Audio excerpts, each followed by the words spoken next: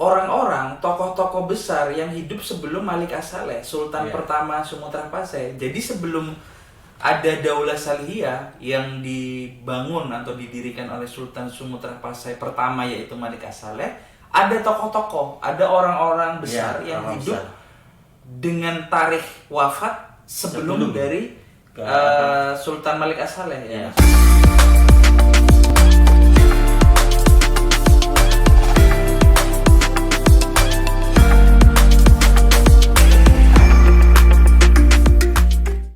Assalamualaikum warahmatullahi wabarakatuh. Waalaikumsalam. Teman-teman Sultanat Institute dimanapun Anda berada dan para subscriber YouTube kita yang tercinta, pada kesempatan kali ini saya bersama Mas Amin Mualim akan melanjutkan obrolan kita ya Mas ya, yang kemarin sudah kita bahas tentang Kesultanan Samudra Pasai atau Sumatera Pasai. Nah, pada podcast yang kemarin ya Mas ya, kita kan sudah cukup banyak membahas, mengulas beberapa data-data artefak dan juga data-data inskripsi, prasasti, nisan, seal juga ya, kemudian surat menyurat, korespondensi yang ada, tentu dari penelitian sebelumnya oleh teman-teman dari CISA, Center for Information Samudra Pasai Heritage, dan juga kita juga banyak merujuk pada satu buku tentang Daulah Salihiyah yang ditulis oleh epigraf Tengku Taqiyuddin Muhammad. Nah, ini mengingatkan kita kembali pada ekspedisi kita ya Mas ya, pada di tahun 2019 lalu kita bahas sedikit. Kemarin kita sebut kalau di sumber-sumber jurnalistik atau sumber-sumber literasi yang ada di blog atau di website itu kan menyebutkannya mungkin Sultan Pasai atau Sultan Samudra Pasai ini hanya 10, 13, 20. Sementara yang paling mendekati 20 ya. Sementara menurut penelitian teman-teman CISA itu ada 22 sebenarnya. 22 sultan ya. 22 sultan. Nah, 2 sultan lainnya berkedudukan di luar Pasai pada seperti Sultan Mansur Shah yang ditemukan di Malaka, kemudian juga di Kelambir 5 ya, ada Sultan Al-Masyun yang bergelar Al-Masyun ya. Itu juga bergelar As-Sultan. Jadi data yang menyebutkan bahwasanya penggelaran Sultan Samudra Pasai itu jumlahnya bisa sampai 22 ternyata. Nah, kita akan bahas lebih lanjut Mas Amin mungkin bagaimana sebenarnya secara geografis wilayah Kesultanan Sumatera atau Samudra Pasai ini Mas. Kalau kita membaca untuk menemukan sebuah sejarah dari sebuah wilayah Mas, kita kan harus membahas tentang geografis di masa lampau ya. Kita kondisinya bagaimana, terus bagaimana penyebutannya di masa lampau itu agar kita bisa mengulik data-data sejarah itu tentang nama-nama yang disebutkan di masa lampau. Contoh misal di Sumatera itu kan dulu penyebutannya belum Sumatera Mas. Ketika zaman Samudra Pasai itu, ketika dalam catatan laporannya Ibnu Qurdabi misal, dia kan masih menyebutnya Al-Jabbah, Jabbah atau Jawi. Jawa.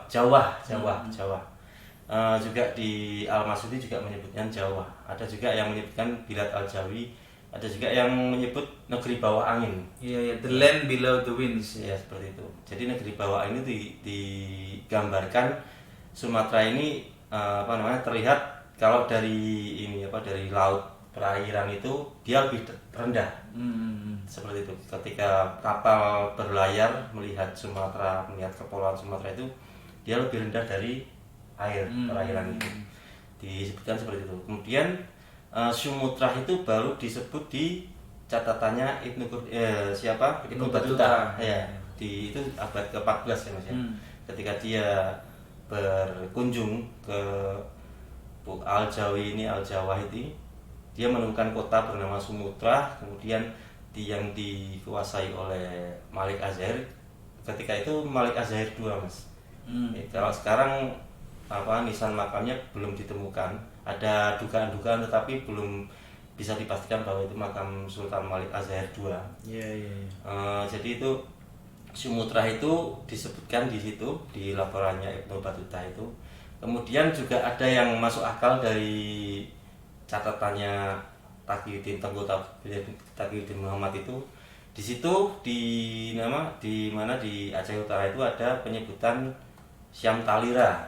Nama wilayahnya Syam Talira yang artinya kalau dari bahasa Kurdi itu artinya di sini tanahnya mengandung garam. Betul.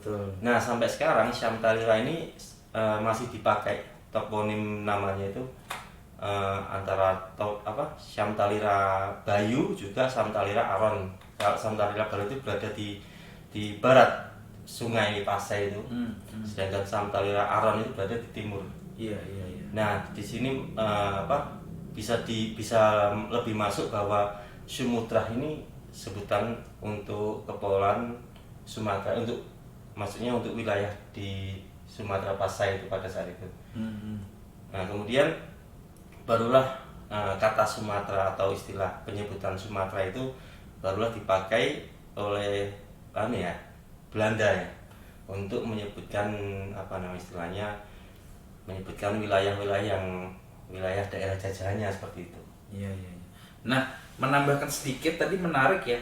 Jadi yang perlu diketahui dalam pembentukan atau kita meneliti sejarah itu memang selain sumber historis itu juga ada sumber kartografi, peta ataupun sumber geografis.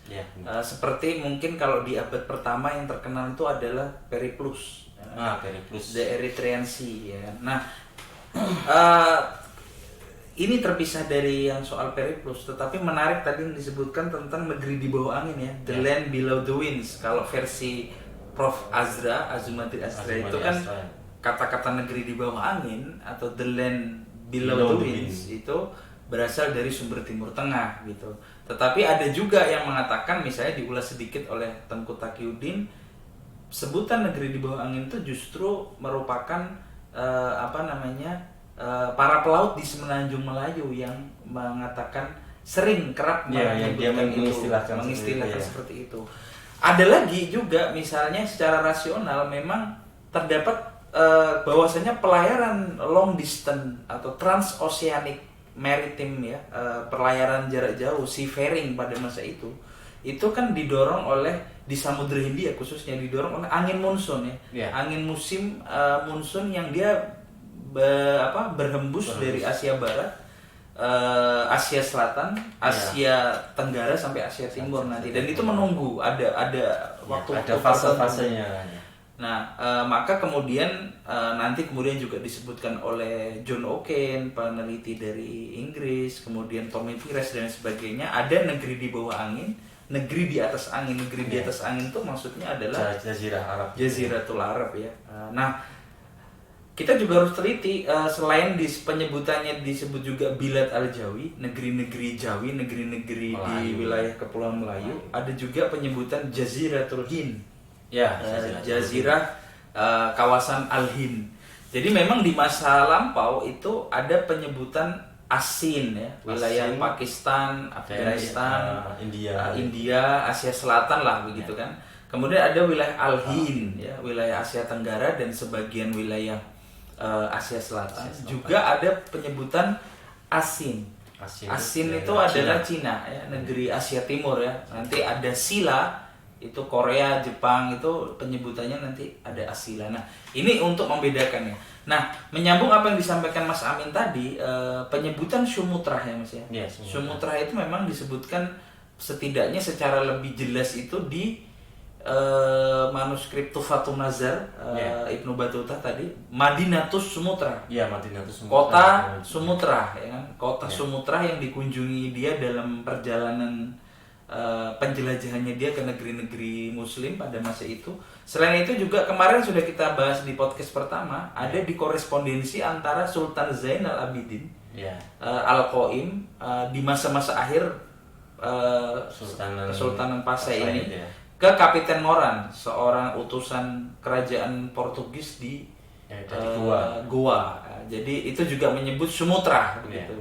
Nah kemudian ada penyebutan samudra dan lain-lain. Nah selain itu, selain bisa kita tadi juga disebutkan mungkin analisis dari Tengku Taqiyuddin yang menyebut kemungkinan Sumatra itu juga mirip dengan sebuah pulau di daerah Yaman yang disebut Sokotra. Sukut dan Sumut ya. Nah, secara toponim ini ditarik di satu argumentasi berasal dari bahasa Kurdi yang tadi Mas Amin bilang.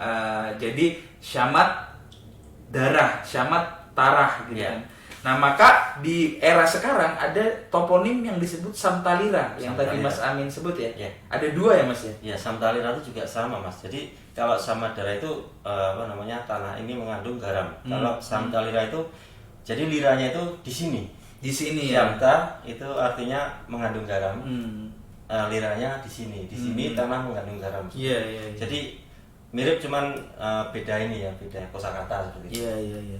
Nah ini kita bicara tadi secara kajian bahasa. Nah ada juga Syed Naqib Al-Atas, salah seorang tokoh filosof besar Melayu, filosof Muslim dan juga sejarawan Muslim, itu menulis dalam bukunya Historical Fact and Fiction, itu juga menyebut kajian term tentang Sumatra, Samudra dan lain-lain. Nah nanti bisa mungkin kita bahas di lain waktu, tetapi setidaknya dalam konteks Sumatra Pasai itu memang kita mengacu pada Madinatus Sumatra, kota Sumatra yang disebut Ibnu Battuta, dan dalam korespondensi surat Zainal Abidin bahwasanya Sumatra ini adalah pusat ibu kota Kesultanan Pasai, Kesultanan Sumatra Pasai pada saat itu. Nah mungkin di waktu kemudian masyhur Sumatra dan Samatra ini menjadi nama pulau di kemudian hari. Tetapi sebenarnya kalau dalam geografi pada abad pertengahan, di abad 9 sampai setelahnya ada penyebutan Ramni, Jawa, Jabah, Zabat, Fansur, ya kan, Lamri dan lain-lain. Nanti kita akan bahas sendiri di bagaimana penyebutan kota-kota pelabuhan di Sumatera pada masa itu. Nah, cuma Madinatus Sumatra yang dimaksud tadi yang jelas itu eksis ya, yang dikunjungi Ibnu Battuta pada abad ke-14 di masa tadi Sultan siapa Mas? Sultan Malik Az-Zahir II. Ya. Jadi kalau Malik Az-Zahir I itu adalah putra dari Malik As-Saleh, yang dia juga ditemukan khotom atau silnya, capnya, stempelnya itu bergelar Sultan Muhammad Malik Az-Zahir Muhammad atau Muhammad Malik Az-Zahir ini pertama. Nah kalau yang Malik Az-Zahir kedua ini yang nanti bertemu dengan Ibnu Battuta. Makamnya belum pasti, tetapi ada dugaan. Yang pertama kemungkinannya di daerah Tamiang, satunya ada di daerah Minyak Tujuh atau di dekat di wilayah Aceh Utara juga ya, di Jambu Air. Maksud saya di Jambu Air. Nah, tadi kita sudah bahas ya tentang Sumatra, Sumatera ya kan, sebagai satu kota yang mungkin juga disebut Battuta itu negeri yang indah, hijau dan dikelilingi benteng dengan menara kayu yang indah. Ya menyebutnya seperti itu. Dan kalau kita bicara mungkin sebelum Samudra Pasai, Kesultanan Samudra Pasai berdiri ini kan kita masih mencari tahu juga kan, istilahnya apa sih kalau sebelum Samudra Pasai itu kan, apakah itu kalau dalam narasinya kan kayak seperti orientalis menganggap bahwa Samudra Pasai itu di mana di situ Islam masuk gitu. Tapi kalau kita lihat di ada dua nisan ini di dua tempat berbeda ini Mas. Ada di Jirat Raja Ahmad itu berada di Kurung Pasai, sama satu lagi yang dari Kerung apa itu Mas? Kerung itu sungai. Mungkin bisa dijelaskan ya. Kalau Kerung itu dari bahasa Aceh itu artinya sungai. Jadi Sungai Pasai. Di sana ada aliran sungai itu disebutnya Kerung. Jadi kalau ada kota Kerung terus ada Kereng mana itu berarti itu daerah aliran sungai. Itu. Jadi di sini ada Kerung Pasai itu, di situ ada satu nisan yang Jirat Raja Ahmad ini berada di yang sampai sekarang juga kompleknya di sini masih dipakai untuk pemakaman umum. Jadi alhamdulillah terawat dengan baik nisannya, jadi masih terlihat jelas inskripsinya. Di situ disebut siapa pemilik nisan ini, disebutnya Asyahid Mahbul Qulub Al-Khalaik. Iya. Begitu juga di Lebuk Tuwo. Ya. Itu juga sama, dia mempunyai gelar seperti itu. Cuman yang di Rengpasa ini tidak disebutkan siapa, hanya disebutkan tarikh wafatnya itu 622 dengan dengan fa nun dengan alif fa nun. Yang itu disebutkan 11, terus kalau dijumlahkan itu 622. Kalau tahun penanggalan zaman dulu atau tarikh wafat itu kan biasa ada, kalau inskripsi Arab itu dengan huruf Arab. Kalau alif fa, nah itu kan disebutkan bahwa itu 622 setelah hijrah Nabi. Kalau disebutnya seperti itu. Jadi 622 Hijriah. Nah, sedangkan di Lebuk Tua itu juga sama, tapi lebih jelas. Dia dicatatnya di 2 hari setelah hari Ahad pada tahun 622. Jelas jadi di 622 setelah hijrah. Jadi jelas lengkap gitu. Dan di situ juga ditulis Ibnu Mahmud. Di sini ada penyebutan namanya. Di sini. Nah, yang perlu teman-teman ketahui maksudnya tadi kenapa 2 jirat atau 2 makam ini penting, itu sebenarnya kaitannya adalah orang-orang tokoh-tokoh besar yang hidup sebelum Malik As-Saleh, Sultan pertama Sumatera Pasai. Jadi sebelum ada Daulah Salihiyah yang dibangun atau didirikan oleh Sultan Sumatera Pasai pertama, yaitu Malik As-Saleh, ada tokoh-tokoh, ada orang-orang besar yang hidup dengan tarikh wafat sebelum dari Sultan Malik As-Saleh ya. Tadi mungkin ada berapa puluh tahun sebelum Malik As-Saleh wafat ya. Kalau 622 itu kalau kita konversikan ke masa itu sekitar 1226. Iya. Berarti sebelumnya puluhan tahun sebelum wafatnya Malik As-Saleh. Sedangkan Malik As-Saleh itu wafat tahun 1297. Nah, cukup jauh ya. Tahun. Ya 70 tahun lah ya. 70 tahunan. Nah, ini berarti kan ada satu tokoh pemimpin yang hidup sebelum Malik As-Saleh. Nah, di situ disebutkan Asyahid Mahbul Qulub Al-Khalaik. Nah, ini artinya yang berbahagia, yang syahid dan dicintai oleh hati rakyatnya. Jadi kalau dia diistilahkan rakyatnya, berarti di situ ada komunitas, ada masyarakatnya. Jadi dia seorang pemimpin juga. Tapi mungkin pemimpin dalam lingkup yang lokal mungkin Mas ya. Bukan belum menguasai secara menyeluruh mungkin. Mungkin sudah ada otoritasnya tetapi tidak bergerak sultan. Nah, untuk menambahkan apa yang disampaikan oleh Mas Amin, jadi seorang tokoh yang bernama Ibnu Mahmud ini yang dia wafat tadi 1226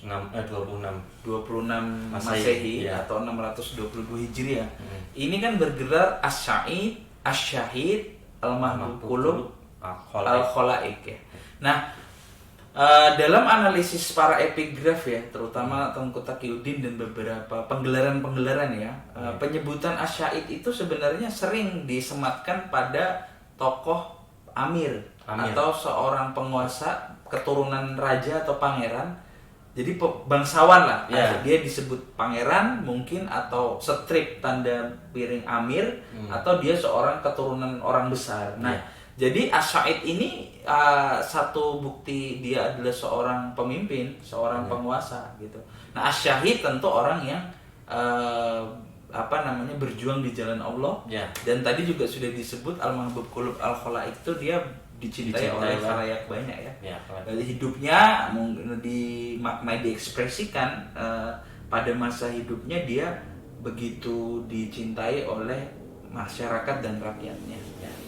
Nah, nanti kita akan menemukan banyak gelar yang sultan yang juga diawali dengan Hazal Kobru As-Sa'id As-Syahid ya gitu. Banyak. Di masa setelahnya, dan biasanya dia adalah keturunan dari sultannya. Misalnya nanti Sultan Malik Az-Zahir Muhammad ya, Sultan kedua itu juga bergelar As-Sa'id Asy-Syahid ya.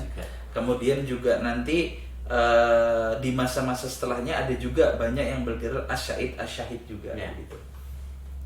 Nah itu ya Mas Amin ya, tadi tentang dua makam yang hidup sebelum Daulah Salihiyah ya.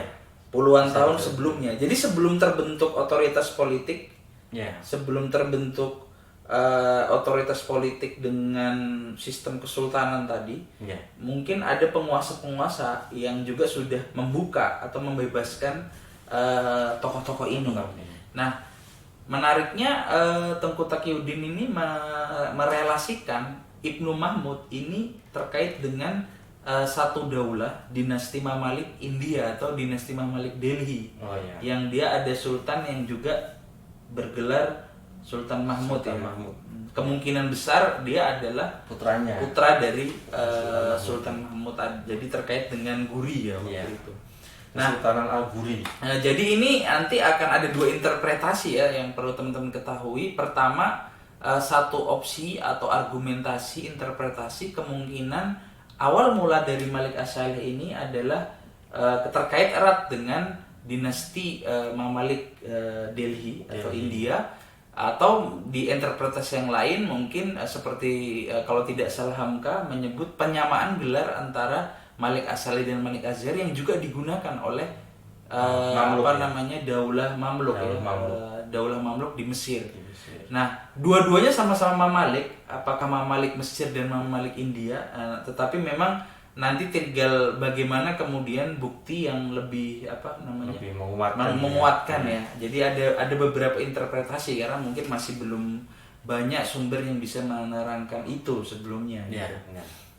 Nah, melanjut Mas, yang tadi kan sudah kita bahas ada Ibnu Mahmud ya, Al-Mahbub Khuluq Al-Khalaik ya kan ya. Terus tadi juga ada masyarakat, kemudian lahir satu otoritas bentuk yang disebut Madinah. Jadi kalau teman-teman pengen tahu ya, teman-teman sultanat dan sahabat sultanat perlu tahu pada masa Islam itu penyebutan Madinah itu suatu hal yang biasa gitu. Ada Madinatus Sumutrah, ada yaitu di pusat ibu kota Sumutrah Pasai tadi. Ada Madinatus Salam yang itu mengacu pada Baghdad. Ada Madinatus Zahro itu yang terkait nanti dengan Madinah yang ada di mana? Andalusia. Jadi memang pusat-pusat peradaban Islam, pusat-pusat kota-kota penting Islam itu disebutnya memang Madinah. Gitu ya. Jadi teman-teman juga mungkin perlu tahu ini gitu. Nah, mungkin kita bahas selanjutnya Mas, setelah tadi kan Ibnu Mahmud. Iya Mahmud. Tadi kan setelah sebelum berdirinya atau istilahnya sebelum Malikus Saleh menjabat sebagai sultan bisa dikatakan seperti itu. Nah itu setelah itu kan Sultan Malikus Saleh menjabat, dan di sana kan banyak gelar-gelar Mas. Kalau yang kita lihat di mana kesultanan itu tidak hanya 1-2 gelar, kan ada Malik As-Saleh, tadi sudah disebutkan juga As-Sa'id Asy-Syahid, ada juga sultan yang ke-5 ya Mas ya, Zainal Abidin itu ke-6 ya, ke-7 kan Sultan Malik As-Saleh, Sultan Malik Az-Zahir Muhammad, Sultan Ahmad, kemudian Sultan Malik Az-Zahir II, Sultan Zainal Abidin, Sultan Malikah Nasr-Asyah binti Sultan Zainal Abidin, dan Sultan Zainal Abidin Al-Babdar bin Ahmad. Ke-7 yang kedua ya berarti, Zainal Abidin kedua. Iya, Zainal Abidin kedua. Itu kan juga disebutkan Ra'u Babdar. Iya, sang penakluk gelombang. Iya, sang penakluk gelombang. Itu juga di nisannya itu juga digambarkan seperti itu. Jadi kalau kita lihat nisannya itu dia bergelombang kayak ombak gitu Mas. Dan itu kalau kita melihatnya tuh berarti ini sudah dia memang ahli dalam pelayaran ya, seperti itu. Ahli pelayaran mungkin, atau dia laksamana admiral. Dia seorang yang kuat dalam perang laut atau peperang laut ya. Nah, biar kita tidak loncat langsung ke sultan ke-7, kita bahas dari sultan pertama dulu aja, Mas. Iya. Jadi kan saya tambahkan memang inilah bedanya ya teman-teman kalau kita bicara data primer dari prasasti atau batu nisan berinskripsi tombstone makam, dia tentu berbeda dengan tradisi tutur yang mungkin lebih masyhur didengar seperti hikayat Raja Pasai atau hikayat Melayu atau hikayat lain. Nah, kalau di hikayat Raja Pasai itu kan pendiri Samudra Pasai itu adalah Merasilu. Merasilu itu putra dari Merah Gajah dan Putri Betung. Nah, Merah Gajah ini tinggal bersama kawanan gajah dan Betung ini dia tahu-tahu di balik semak-semak gitu. Nah, sementara kalau kita lihat data primer atau data utama sejarah artefak berinskripsinya, penyebutannya justru beda jauh dengan apa yang di tradisi tutur tadi. Ya, benar. Misalnya Malik As-Saleh itu bergelar Al-Maghfur, Almarhum, seorang yang dirahmati, seorang yang bertakwa, At-Taqi, yang takut dengan murka dan azab Allah, bertakwa ya. An-Nasi, seorang pemberi nasihat. Jadi Al-Maghfur, Almarhum, At-Taqi, An-Nasi. Ada juga Al-Fat, Mas. Nanti setelahnya, Mas. Al-Abid, Al-Fatih, ya kan? Kemudian Al-Hasib, Al-Hasab, Al-Nasab, dan terakhir Al-Karim kalau tidak salah. Jadi di situ justru gelarnya begitu begitu jelas ya. Kalau kita analisis dengan penggelaran-penggelaran Islam tentu tadi An-Nasi pemberi nasihat, berarti dia sering menyeru kepada dakwah ya kan. Kemudian Al-Hasib Al-Nasib itu dia keturunan terhormat lagi terkenal. Jadi bukan keturunan orang yang tidak jelas gitu. Nah, sementara di hikayat Raja Pasai tadi itu kan dia tidak dijelaskan siapa Merah Gajah dan Putri Betung. Padahal di data asli nisannya itu dia adalah seorang keturunan yang terhormat, terkenal dan juga nasabnya jelas gitu. Dan juga sangat penyantun ya kemudian digelarnya. Nah, itu sedikit ya teman-teman, karena inskripsi Malik As-Saleh nanti begitu panjang, ada kutipan-kutipan ayat Quran dan sebagainya. Kita bukan ahli epigrafi dan juga tidak banyak mengaji ke sana, kita mengutip apa yang sudah dituliskan ya oleh seorang epigraf Aceh, Ustadz Tengku Taqiyuddin Muhammad itu. Nah, nanti mungkin kita sambil bisa belajar bagaimana tadi kajian epigrafi itu begitu penting ya. Selain dia harus bisa mendekoding, mengungkap apa maksud dari secara literal, tetapi juga harus dikaitkan dengan sejarah Islam, kontekstualisasi tentang tata politik dan struktur pemahaman tentang sejarah peradaban Islam secara luas juga gitu. Nah, tadi ada Malik As-Saleh ya yang sudah benar-benar ternyata data makamnya itu membantah tradisi tutur tentang hikayat Raja Pasai, hikayat Melayu yang menyebut dia tidak jelas kurang jelas begitu.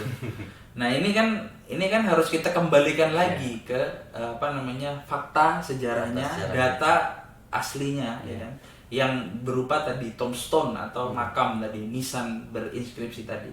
Nah, selanjutnya ada juga ya Mas ya, Malik Az-Zahir I yang makamnya juga berada di sebelahnya Malik As-Saleh, ya putra pertama ya. Putra pertama dari Malik As-Saleh yaitu Malik Az-Zahir.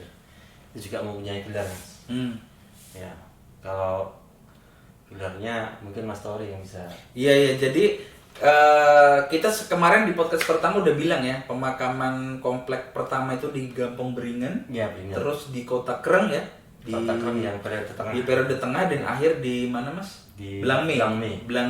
Jadi ini beda. Nah, apa yang disampaikan tadi terkait, jadi batu nisannya bahannya udah beda. Kalau Malik As-Saleh itu tadi berupa nisan dari batu marmer ya Mas ya. Nisan anaknya Sultan Muhammad Malik Az-Zahir tadi yang juga ditemukan seal atau khotomnya di stempelnya ya, yang bergelar mamlakahnya ada Muhammad gitu kan. Itu bergelar Malik Az-Zahir, maksudnya adalah Malik penguasa atau raja yang kuat, Zahir yang kuat. Nah, penggelaran Malik Az-Zahir seperti tadi kita bahas di awal itu juga pernah dipakai oleh Sultan Baybars di Mamluk Di ya. Mamluk. Dia adalah sultan yang sangat terkenal akan ekspansi jihadnya, futuhatnya, penyebaran Islamnya. Nah, mungkin pada masa itu jika kita ada upaya inspirasional, harapan agar keturunan dari Malik Az-Saleh ini atau pada masa hidupnya itu dia seperti Malik Az-Zahir yang ada di Mamluk. Ya. Jadi punya semangat dakwah Islam yang begitu menyebarkan Islam dan melakukan ekspansi Islam, pembebasan begitu. Maka disebut Malik Az-Zahir. Nah, dia juga digelari As-Sa'id, As-Syahid ya. Juga.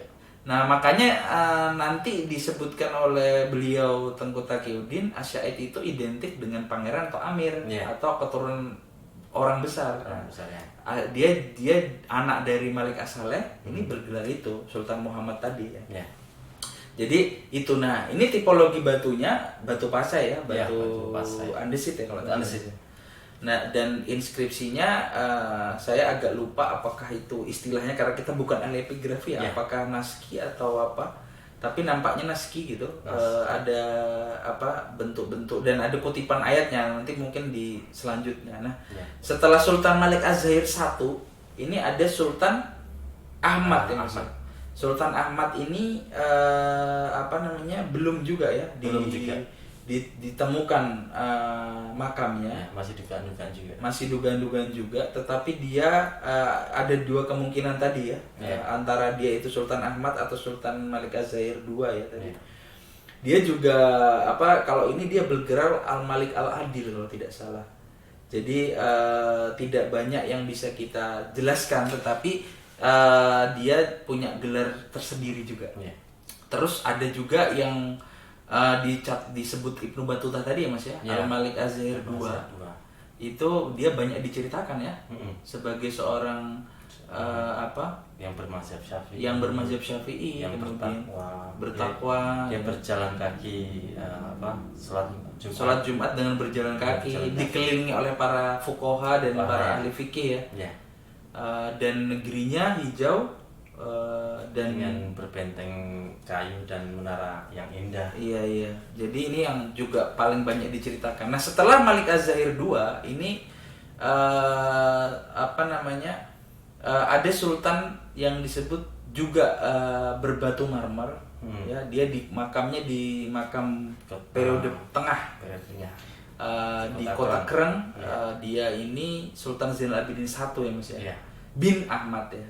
Nah, ini yang Jadi kenapa tadi kan Malik Az-Zahir, Malik Az-Zahir I. Kemudian setelah itu ada kekuasaan Sultan Ahmad ya. Tapi kita tidak temukan nisannya. Belum ditemukan. Jadi bisa bisa kita cari dari Zainal Abidin ini, dia bin Ahmad. Betul. Bin Ahmad itu anak kedua ya istilahnya. Betul. Dari Sultan Malik As-Saleh. Iya. Jadi sosok Sultan Ahmad ini bisa kita temukan hanya di inskripsinya, Sultan Zainal Abidin. Dia yang memakai Zainal Abidin bin Ahmad bin Malik As-Saleh. Iya, betul. Jadi bin Ahmad bin Malik As-Saleh, langsung garis ke Malik As-Saleh. Sebelumnya Malik Az-Zahir II ini dia bergaris dari putri dari keturunan dari Malik As-Saleh. Jadi Al-Malik Az-Zahir II binti Malikah Danir binti Sultan Malik Az-Zahir II ya. Jadi dia yang kaitannya nanti yang sudah kita bahas di podcast pertama terkait dengan Kedah dan Pasai. Satu wilayah tersendiri nanti yang ada di dekat Krung Pasai gitu. Nah, Sultan Zainal Abidin I ini juga nisan yang cukup indah ya. Karena dia dari batu marmer, juga banyak relief kandil. Benar. Nah, di sampingnya itu ada makam anaknya. Jadi ada tradisi kayak yang pertama Malik As-Saleh bersebelahan dengan Malik Az-Zahir I atau Sultan Muhammad. Sultan Zainal Abidin I bin Ahmad ini berdampingan dengan anaknya, putrinya, seorang penguasa perempuan yang menurut Ustadz Tengku Taqiyuddin kalau didasarkan pada periode sejarah Islam, dia adalah penguasa perempuan keempat dalam sejarah Islam pada masa itu, yang bergelar Al-Malikah Al-Muazzamah Raksyabadiyu Anahrasia ya, Malikah Narasia, atau yang lebih masyhur Malikah Narasia. Muazzamah itu kan artinya yang di Pertuan Agung. Iya, seorang ratu yang di Pertuan Agung yang sangat pemurah ya. Dia digelari penguasa yang begitu pemurah. Mungkin karena dia pada masa itu Sumatra banyak membuahkan kebijakan-kebijakan yang istilahnya membuat rakyatnya lebih sejahtera. Ya, lebih makmur dan sejahtera. Dia juga mungkin rajin bersedekah atau bagaimana. Kemudian digelari Raksyabadiyu ya, penguasa yang pemurah. Al-Malikah Muazzamah, Malikah Narasia. Nah, makam berinskripsi yang menyebutkan Malikah Narasia ini yang kemudian juga banyak diteliti, yang juga disebut Sunokugronje Orientalis Belanda sebagai salah satu makam terindah Asia Tenggara. Asia Tenggara ya kan. Nah, makam Sultan Zainal Abidin, kemudian Malikah Narasia ini kan punya satu dari batu marmer ya yang sama ya. Sebuah epitaf monumen makamnya ini juga sama dengan makam yang ada di Masjid Jami di Cambay, juga sama dengan makamnya Sadrul Akabir Abdullah, seorang para pembesar Abdullah bin Abbasi keturunan Muntarsir Billah yang kemungkinan besar hidup di masa Malikah Narasia sebagai perdana menteri atau penasehat utama dari Kesultanan Sumatera pada masa Narasia. Juga mirip dengan tipologi yang ada di Maulana Malik Ibrahim di Gresik pada 1400-an. Juga ternyata juga sama di Afrika, ada juga di Oman juga ada. Nah, ini sudah diteliti oleh Elizabeth Lambourne, seorang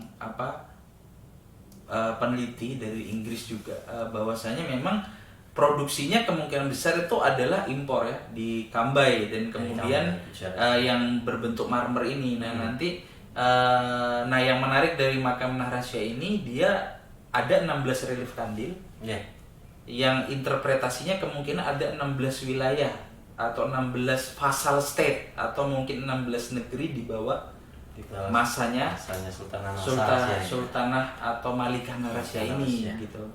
Nah, setelah Sultan dan di makamnya itu ada full ya, penuh dengan ayat-ayat Suratul Yasin ya, Surah Yasin ya. Jadi kenapa juga indah, selain tadi banyak relief, ornamen-ornamen berbentuk kandil atau miskah ya, sebuah lentera sebagai pemberi cahaya.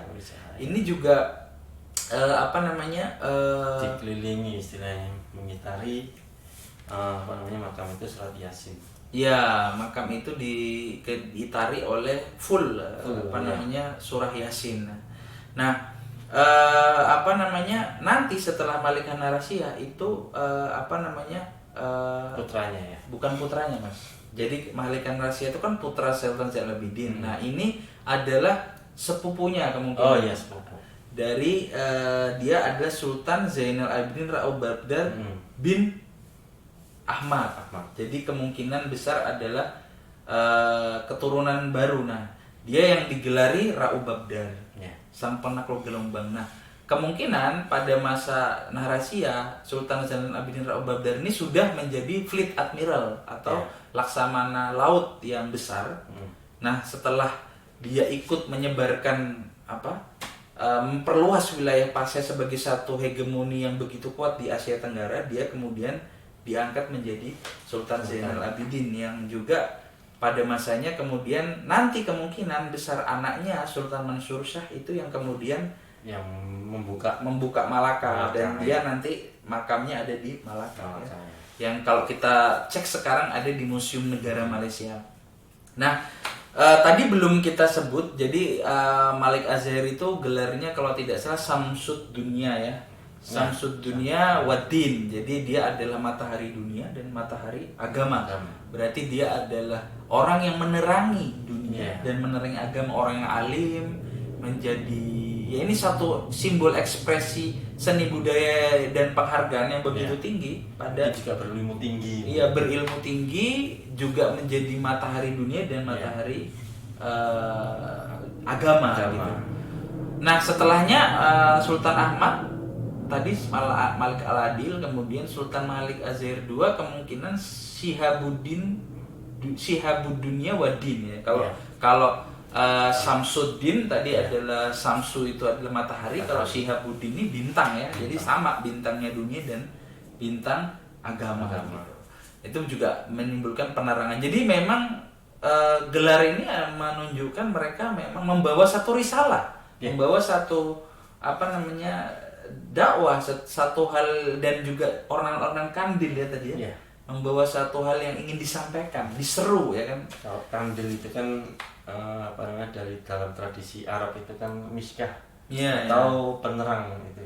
penerang ya. Ya penerang. Jadi kayak lampu lebih Yang lampu, menerangi, yang memberikan cahaya, sumber dari yang mencerahkan. Iya, nur ilan nur. Iya, dia jadi cahaya di atas cahaya. dia mencerahkan Iya, ya, mencerahkan dan memberikan satu perubahan total Iya. pada satu kehidupan gitu. Iya. Nah, ini setidaknya tadi setelahnya nanti Sultan Zainal Abidin ini juga As-Sa'id Asy-Syahid.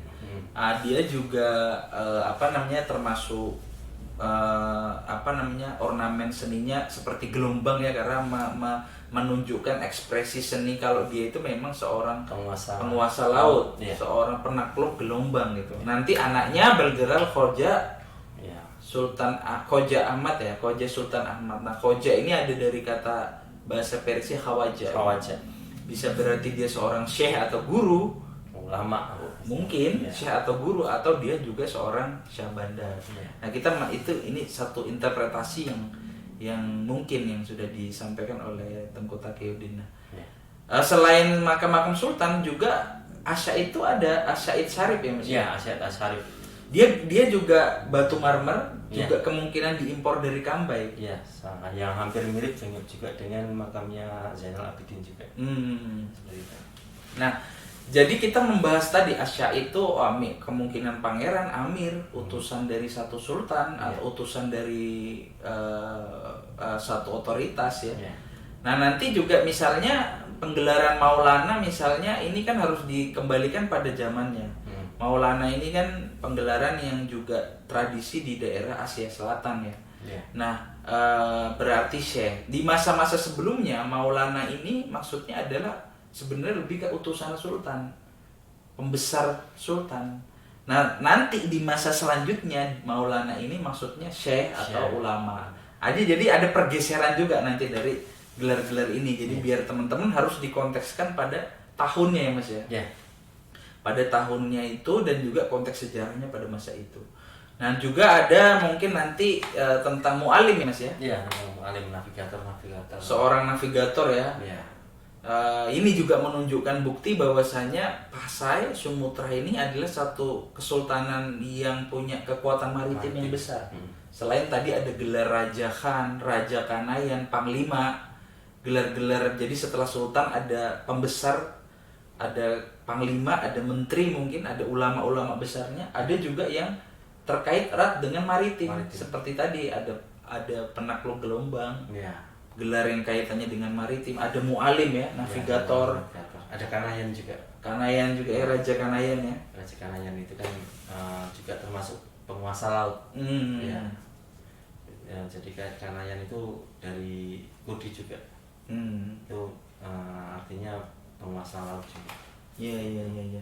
Nah, ini yang menarik. Jadi analisis sejarah didudukkan dari sumber aslinya, dari fakta dan inskripsi yang ada di yang tertera di situ, dan kemudian diambil satu simpulan-simpulan argumentasi yang sesuai dengan dukungan sumber-sumber sekunder lainnya. Nah, ini yang kemudian penting agar tidak mengacu pada satu sumber, misalnya hikayat tertentu yang itu terbukti keliru, tetapi didudukkan pada satu artefak sumber literatur, juga dikontekskan dengan sumber artefaknya atau prasastinya, inskripsinya, atau tadi mungkin numismatiknya, cap sultannya, atau surat menyurat korespondensinya.